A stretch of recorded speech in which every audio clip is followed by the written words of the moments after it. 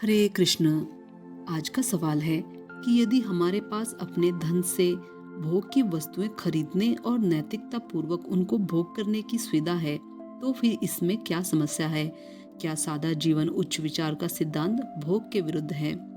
उत्तर: समस्या का मूल हमारे लक्ष्यों में है। वैदिक सभ्यता में प्रत्येक व्यक्ति इस तथ्य को स्वीकार करता था कि एक दिन उसकी मृत्यु होगी और इस जीवन में उसके कार्य मृत्यु के पश्चात अगले जीवन का निर्धारण करेंगे। अस्थायी जीवन को आवश्यकता से अधिक महत्व न देकर वह केवल उन्हीं वस्तुओं को स्वीकार करता था जो उसके शरीर और आत्मा को स्वस्थ रखने के लिए आवश्यक होती थी, जिससे वह आत्म साक्षात्कार में पूर्ण प्राप्त कर मृत्यु के पश्चात भगवान के धाम लौट सके। शीला प्रभुपाद जी लिखते हैं, किंतु एक बुद्धिमान व्यक्ति शास्त्रों और गुरु से सीखता है कि जीवन की जीवात्मा नित्य है। मनुष्य जीवन अनावश्यक आवश्यकताओं हेतु प्रयास करने के लिए नहीं है और उसे केवल शरीर और आत्मा को एक साथ रखने के लिए सादा जीवन यापन करना होगा। तात्पर्य वो समझा रहे हैं कि मनुष्य का जो जीवन है और जो आधुनिक जीवन में लोगों का स्लोगन है, खाओ पियो मौज करो, कल की परवाह मत करो, उपभोग उनके जीवन का अभिन्न अंग बन चुका है। आप जितना भी अधिक भोग कर पाते हैं उतना ही आपको सफल माना जाता है। इसलिए प्रत्येक व्यक्ति अधिक से अधिक बटोरने में जुटा है। इस तथ्य से अनभिज्ञ कि यह उसके वर्तमान एवं भावी दोनों जीवनों के लिए हानिकारक है और एक दिन उसे सब कुछ छोड़कर जाने के लिए बाध्य किया जाएगा। इस पर लोग कहते हैं, कोई बात नहीं, कम से कम जब तक जीवित हो तब तक भोग करो। आज के उद्योगपति जो अपना उल्लू सीधा करने के लिए प्रतिदिन नई नई वस्तुओं का निर्माण कर रहे हैं, वे मीडिया के माध्यम से लोगों के मनों में यह भावना बैठा रहे हैं कि यदि उनके पास अमुक वस्तु नहीं है तो वे अधूरे हैं, पिछड़े हैं। श्री प्रभुपाद जी भगवान नामक एक ब्राह्मण की कथा सुनाते थे, जिसके कुछ शत्रु थे। एक दिन योजना बनाकर वे सब अलग अलग स्थान पर बैठ गए।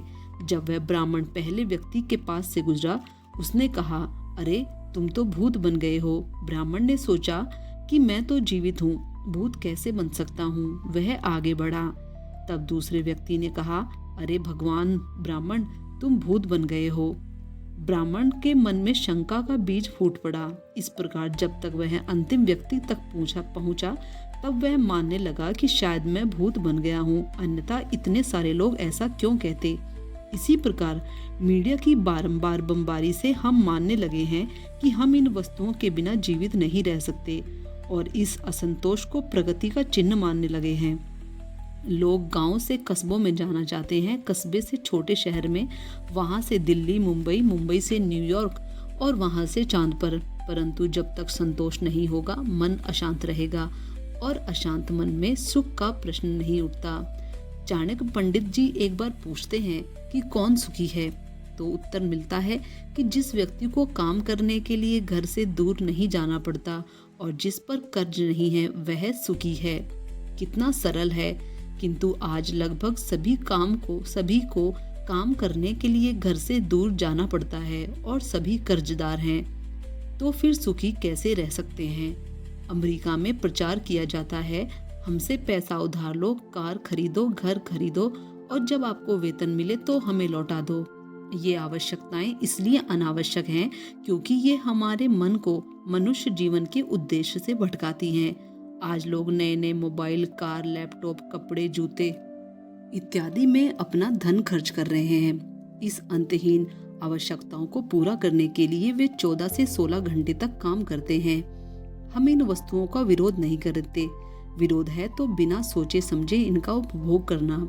सादा जीवन इसलिए आवश्यक है क्योंकि इससे हमारे जीवन एवं चेतना में उच्च विचारों पर मनन करने के लिए समय एवं स्थान बचा रहता है। हम अपनी आवश्यकताओं को जितना बढ़ाएंगे हमें उतना अधिक परिश्रम करना होगा, क्योंकि सामान्य व्यक्ति के लिए इन आवश्यकताओं को ईमानदारी से जुटा पाना कठिन होता है। फलतः उसे दूसरों की चापलूसी, गुलामी, धोखाधड़ी आदि के लिए बाध्य भी होना पड़ सकता है और ये सब कार्य हमारी जीवन शक्ति को चूस लेते हैं। शिला प्रभुपाद जी भागवतम के अध्याय में और अपने तात्पर्य में बताते हैं कि मनुष्य की गिरती जीवन अवधि के कुछ रोचक कारण बता रहे हैं।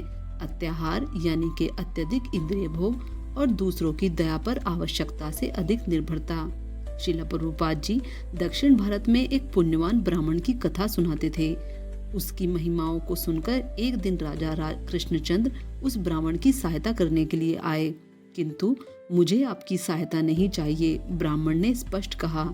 लेकिन आप अत्यंत दरिद्र जीवन यापन कर रहे हैं, कुछ तो स्वीकार कीजिए। राजा ने पुनः अनुरोध किया। मैं दरिद्र नहीं हूँ, ब्राह्मण ने कहा। मेरे छात्र भिक्षा मांगकर चावल ले आते हैं और मेरी पत्नी इमली के पत्ते डालकर उन्हें पका लेती है। आंगन में खड़ी इमली के पेड़ को वो उंगली करते हुए दिखाते हैं। राजा निराश लौट गया। ब्राह्मण जानता था कि यदि वह अपने जीवन के लिए किसी अन्य पर निर्भर होगा तो उसे उसका मूल्य चुकाना होगा।